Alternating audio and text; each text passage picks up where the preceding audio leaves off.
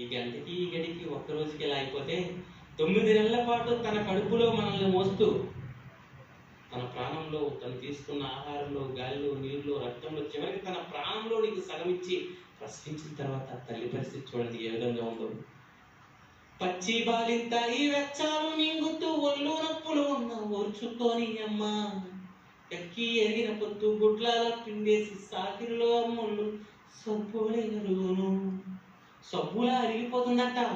అమ్మ శరీరం నీకు సేవలు చేయలేక, నాన్న కూడా నిన్ను ఎత్తుకోవడానికి ఏంటి ఎంత ఉంది ప్రాణం, ఈయన్ని ఎలా ఎత్తుకోవాలి, ఈయన్ని ఎలా హత్తుకోవాలి, ఎలా ముద్దాలని తెలియని ఆ తనంలో అమ్మ నిన్ను క్లీన్ చేస్తూ నీ మలమూత్ర విసర్జన చేస్తుంటే క్లీన్ చేసి సేవ చేసి అయ్యో నా బంగారం అన్న ఆ భావంలో అమ్మ శరీరం సబ్బులా ఎరిగిపోతుందంట. చిన్న నోట అమ్మ అమ్మని అంటే గావురంగా నువ్వు మారాము చేస్తే పావురంగా అమ్మ సంపను గిల్లి ముద్దాడి శంకర ఎత్తుకుంటాది.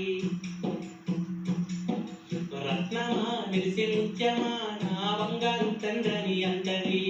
కూర్చున్నా నువ్వు పడుకున్నా రామబంటోలి కాపల ఉంటది.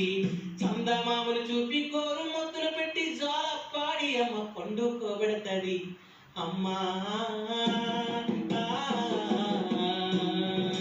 కమ్మనైన అమ్మ పాట వింటే ఎంత మధురమో, మనసుకు కాదు మరుపత్తరము.